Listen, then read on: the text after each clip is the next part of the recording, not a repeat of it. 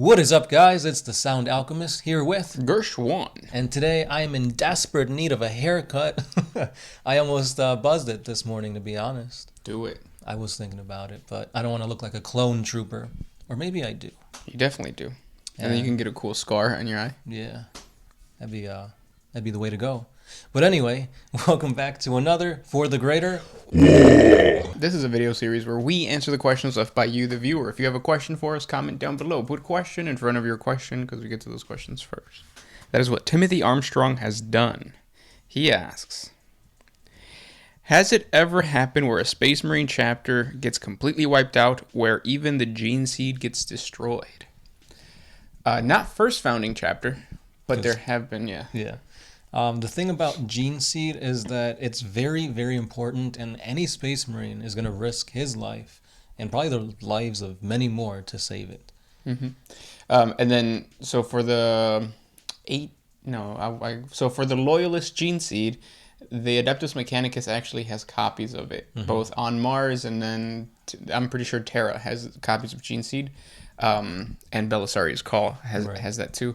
I'm pretty sure some Inquisitors too. Yeah. The High Lords with like the Minotaurs, they probably got some. Yeah. So like Geneseed is always out there. But as far as like successor chapters getting destroyed, yeah, there have been a lot of successor chapters that have been completely wiped out to the point where they cannot recover. Right. There's that one, I forget, is it like the silver? The ones that went up against the Necrons? Yeah, with the Celestial Orrery. Yeah, I don't remember what they're called. It is like silver something. Or there might be silver. Yeah, I know for sure their color scheme was like silver and blue. Yeah. But yeah, their story is really badass because it was a sacrifice where they just rammed a ship into the Necron. What are they called? The Death Stars for the Necrons? Celestial Orreries, I think. Oh, that's what it was? I think so. Oh, okay. Yeah. It was cool, though. Yeah. Cool story. And I'm pretty sure that it's going to continue to happen, even with the Primaris Marines, where like you're going to have some chapters, some Primaris chapters get destroyed. We have the Brazen Drakes that are already being hunted down by the Adeptus Custodes. Yep, that one came to mind. Yeah.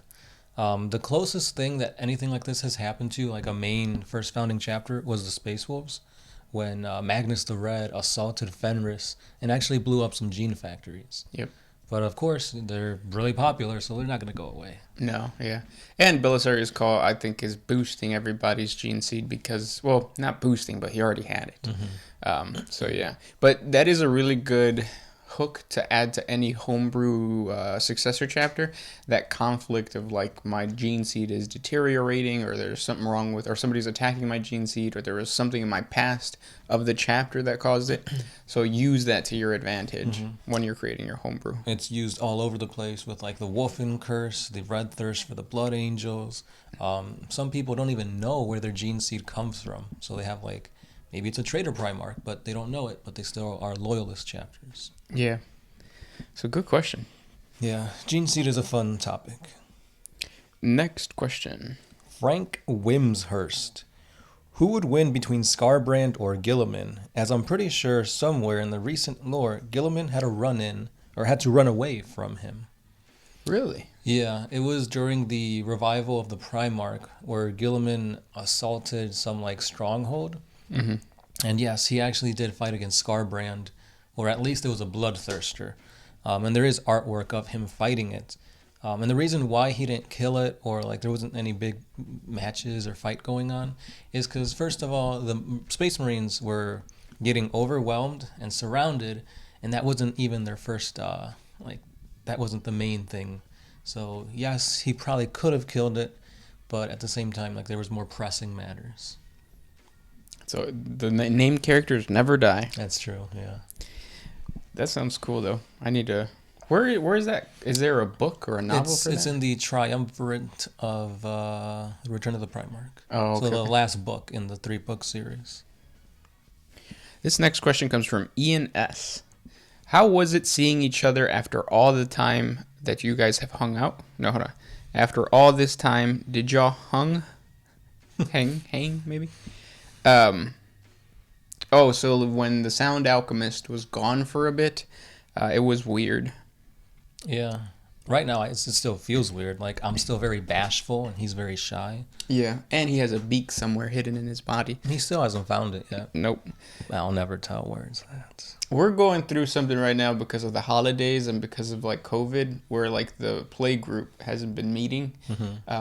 Saying play group sounds kind of funny. Maybe I should use another word. That's lame. We say the gentleman. I was gonna say the generals because I saw I think it was a meme on Instagram, and it was saying that like you should never say, "Oh, I bought more minis." You should say, "I added more soldiers to my force," and that makes it sound more badass. So it's kind of the same thing. Like we shouldn't call ourselves the play group. We should call ourselves something badass. I don't know, but yeah, we haven't been meeting, which kind of sucks. No crusade games or anything. RIP. Yeah. Which this is something to keep in mind too, because I'm making a 4-video series based on like 2020 in 40K as like a review, and one of the things is the app.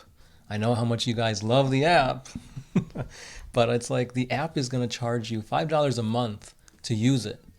And like if this happens again where we can't play, and like I know over in the UK like the restrictions are getting harsher and harsher because of Nurgle. Yeah. It's like you're just going to be giving GW $5 a month when you can't play. Yeah. Even though you guys get some really cool subscription stuff, because I'm pretty sure that people in the UK get like minis with their white dwarves. Something like that, yeah. Yeah, that's pretty cool. But yeah, that app. He has a second question. He says, do you think the Necrons will have a civil war? And who else may come back for the Primarchs? The Necrons having a civil war is without a doubt going to happen. That is what the Necrons do. Since they were the Necron tier, they have been bickering with one another for forever. So even the fact that the Silent King is here, that's not going to stop them from bickering more. Especially because you have... Who is the main guy? Is it Anrican? The Traveler? No, not him. Because he actually worked with the Silent King, so he would side with the Silent King. But there is one specific Necron overlord that has become super powerful. I forget what his name is. Imhotep, maybe? The Stormlord? The Stormlord, yeah. Trazian? Yeah, Trazian is another one that will probably not side with the Silent King and stuff like that. And the protocols were broken, so it's not like they have to respect what the Silent King says. So I yes, a civil war is definitely going to be a thing. But at the same time, though, it's like the Silent King, he's got like a bunch of like worlds to his cause, and Catan. But at the same time, who knows? Yeah, I mean it's GW is going to use that bickering to like have Necrons versus Necron stories. It's not going to be a major thing like the Horus Heresy or anything like that. But yes, there will be like bickering and civil wars, because that's what's cool. And then which one is the next Primarch coming out? You know what? I'm not sure. We've said sanguinius. Yeah. We've said Rules or rumors have been ringing about like, oh, it's gonna be Fulgrim. Oh, it's gonna be the Lion. I don't know about the Lion because he just came out for Forge World. So for them to release one in 40K, I think that's going to hinder sales for the Forge World ones, etc. So, and not to mention that GW hasn't been doing really or very well with production just because of the COVID stuff. From the Indomitus box being like not produced as much, I guess. Right, having to wait 3 months for it to be shipped out to the end of the. I guess it was supposed to be the last big hurrah for 8th edition, the Psychic Awakening books. Do you even know what the last 3 or 4 of them were? Yeah, no. Yeah, it's like they were all just pushed. Yeah. So that 9th edition could come out. So I think GW needs to get their, or I wouldn't say they need to get their shit together, but they need the production side of things to settle down, especially with COVID. And then I think they'll release a Primarch. Right, because there's no point in releasing a Primarch when the same thing as the Indomitus is going to happen, and we have to wait a whole year or more, or probably less, for it to come out. Yeah, it would be good if you're a reseller, because the Indomitus box it went from 200 to people were selling it on eBay for like $400, and then 2 days later it's like, oh no, they're at the store. That was funny. Scalpers. Next question. This one is by The Kid. Brothers, I was curious. Does Warhammer 40K have any black space marines? I'm just curious because I recently started to read the books and I'm enjoying the fuck out of it. Yep. The Lion Sables are they? I think it's the Lion Sables. They purposefully, or the Lord does state that they have features of the what was the techno-barbarian state? I think it was like Africa. Which is basically just Africa. Yeah. So it had those. They have those features, and then that carried over to that Space Marine chapter, because you got to remember that the Emperor drew his first Space Marine recruits from those techno barbarian tribes. Yeah.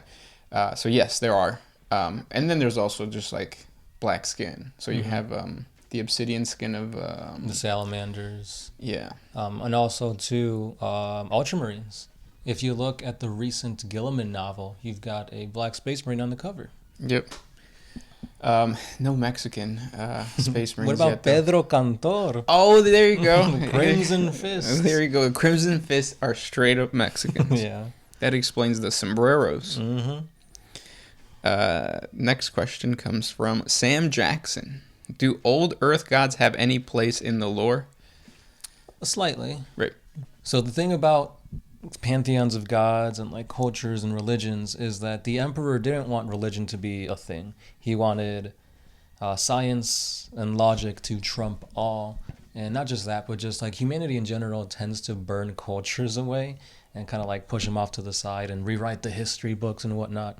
So they're still there, but it's probably like old STCs, old texts, and I don't know if there's still any humans that still believe in like Catholicism and stuff like that. So Yep. leave that to the homebrew chapters. Mm-hmm. That would be kind of cool. Or they could be minor gods in the warp. Mm-hmm. I don't think they would. They would have been in the past. I don't think they would be now, just because the lack of belief. Yeah.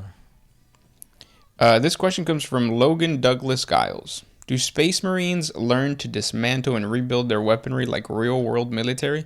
Also, do weapons such as the bolter have attachments that can be applied, removed, and if so, what? Yes, yes, and yes. So check out our 40 facts on the daily life of a Space Marine. That goes over like their daily schedule, and part of their schedule is like bolter drills, or just like, I'm guessing like the real military. They learn how to use their weapon, because they believe that the weapon has a spirit, the machine spirit of the bolter. Right. So yeah. Oftentimes it's not about, well, I guess it depends on the chapter, because I know, for example, there are some chapters that don't really do all that and they just pray. Like their bolter drills are just praying to the Omnissiah to say, oh, bless this weapon to keep on working, that it doesn't jam. Yep. So yeah. And like, it's, as far as like the different parts, I'm pretty sure we have a 40 facts on bolters, don't we? It might be really old, but I think so. Yeah. Yeah. This next question comes from Rabid Fanatic. Did the Orcs ever have a greater demon of Gork and Mork, or did they ever have a greater demon of Gork and a greater demon of Mork? No, they don't. The closest thing that Gork and Mork have is the Prophet, which is Godschool Magork Thraka. Mm-hmm. Who can't die until the third turn on the tabletop. Yeah. Unless he's fighting, is it the Void Dragon? No, even then. Because the Void Dragon doesn't remove that ability. The Void Dragon has the same ability as him. Oh, okay. Where he can't die till the fourth turn, I think. I thought the Necron player was like boasting about something. Oh, well, he was saying that certain armies, the only way to take off wounds is like just by shooting. And if you get him stuck in combat, then... Oh, he just keeps fighting? Yeah. Or like the Tau, since they don't have psychic powers, you can't knock off wounds like that way. But yeah. Yeah, which is a weird... It's a rule that I think makes sense for these strong, like, overlords. But Primarchs don't seem to have it, because Mortarion doesn't have that rule. Right. Which, if anything, he should, because he's disgustingly resilient. Like, he's a Primarch. Like, the Chaos God should be making it so that he doesn't die. Yeah, and he got his rules now, right? Mm-hmm. Because of the Death Guard Codex. Yeah, well, the Death Guard Codex got pushed back till next year. It should have been out this week, I think. Oh, damn. Yeah, but because it got delayed, they sent us, or they showcased the rules for Mortarion. Oh. Which you can see on the channel. Next question. I I had a good one. Here it is. Elliot Figuera. Why does it seem like the legions of Space Marines were constantly fighting random, weird alien species during the Great Crusade? But after the Horus Heresy, we never hear about these one-off aliens again, and the Imperium seems to only encounter the main Xenos, like Tau, Eldar, Necrons, etc. So, like, in the Horus Heresy, you had, like, the Blood Angels and the Horus's Legion, the Luna Wolves, fighting those weird, like, alien mind-controlling dudes. Yep. And then it's like, well, here's these awesome Xeno races. Let's never talk about them again. Yeah. Well, and they were wiped out. The Space Marines wiped them out, and to the point now where they're not that strong and they're not that notable. Right. And if there is like a threat, it's like a small incursion or something. Yeah, I've said this before. I think it would be really cool that if GW ever created either a mercenary faction or like a lesser or like minor aliens. Mm-hmm. And then you could play all of the units, or you could create units based off of these minor races, like the Craven, I think they're called, Hrud, what are the flying polar bears, what are they called? Nikasar? Yeah, and that would be really cool. Mm-hmm. Because these are just some crazy, outlandish ideas. Like, you got a monster or an alien that's made out of worms. Yeah. And then the rat gull would be really cool. Mm-hmm. Yeah. Like lizards with 4 arms. Mm-hmm. AKA Randall from Monsters, Inc. Oh, yeah. That's funny. I never thought about that. We answered that question, though, right? Mm-hmm. Cool. Well, you did it, like, right away in the first sentence, because they all got wiped out. Yeah. Run-Re... The Catan, if I'm remembering correctly, started as a non-sentient being. Then they evolved into the star gods we know today. Do you think it would be possible for the Catan to evolve to fight or even eat warp entities? They ate the souls of the Necron, so it seems like it might be a possible next step. That would make sense, but I don't think they can do that now because they are now fractured. Yeah. If they were completely in their whole, that probably would be the next step of evolution. Fighting a way to combat their strongest enemy, their weakness, the warp. Right. But they're sharded now, so... They sharded? Yeah, it's never fun to shard yourself. Never, especially when it's wet. Mm-hmm. That's when you gotta run to the bus, call your mom. Mom, pick me up. Bring a hose. Yeah. This question comes from Yarshman. Have any sororitas been corrupted by chaos, so Sisters of Battle? Also, I enjoyed the Blessed is the Mind videos. Cool. Thanks. And yes, corrupted Sisters of Battle is common. Mm-hmm. There's a lot of art. Oh, yeah. Good art, too. Mm-hmm. Super thick. They should have some TikTok art. Or not TikTok art, but TikTok dances of, like, Sisters of Battle being animated. You know what I'm trying to say. Do it, guys. This one's by Twist Jane. What kind of update do you think every army needs to be more popular? Even if they already are popular right now. It can be anything from lore to new models. What was this? Wait, what was the question? What's something that every army needs to make them to make them be popular? Oh, whatever is good in the meta. Because like right now the meta is what? I feel like it's troops. No. Never mind. I don't really even know. Is 9th edition balanced? I don't know, because it definitely favors certain armies over others. But so for sure, elites are out of the question. Unless those elites can take objectives, because 9th edition is a big objective type game. That's true. So if you have like elites with multiple wounds, high toughness, yeah, they're going to stay alive longer and they'll give you points that way. Yeah, I guess the point is, though, that it is whatever is gonna get the win. That army has to have something to score that win. Because I remember when flyers first came out, that was a big thing. So in order for you to, or I'm pretty sure that like whenever an army would get a flyer, they would become really popular because it was hard to beat flyers. Yeah, especially when you could only hit them on 6s. Yeah, and then Psychers. I remember when Psychers came out. That was a lot of fun. So yeah, it just depends on like that. Yeah. But for 9th, I don't think. I mean, just like you said, objective taking. Well, that's in terms of gameplay. I think in general, what would make every army more popular? To have every unit that's listed in the codex updated, a new model. Yeah. And not be like metal, like the Eldar. Just give the Eldar players what they want. Plastic models. Yeah, maybe. Same thing goes for the Sisters of Battle. Like, they had a big update, but we haven't seen any new models, and there's like more in their codex that they can't even use because it's not a thing. You have to like kit bash or convert. Yeah, that is weird because I thought that they were gonna end up being treated like the Skitarii. When the Skitarii first came out, they were the same thing. They didn't have very many models. It was just kind of like But then boom, we had a huge explosion of new models, and I thought that was what's gonna happen with the Sisters of Battle and with this new box set. Mm-hmm. But yeah, like you said, the box set came out, and that's it. Yeah, which I get it. They don't want to like put everything out all at once. They kind of want to make these releases come out every now and then. Or maybe like the sales weren't as good as they thought it was gonna be. Mm-hmm. But no, because the Sisters of Battle box set sold out right away. Oh yeah, it did. Like you can't even find it anymore, or if you do, it's gonna be expensive. Mm-hmm. So I don't know. Yeah, I don't know either. And those were the questions for today. If you guys have more questions for us, please comment down below. Thank you for sending those questions our way. And if we didn't get to your question, just ask again. That's right. As always, I have been the Sound Alchemist. Gersh1. And we are out.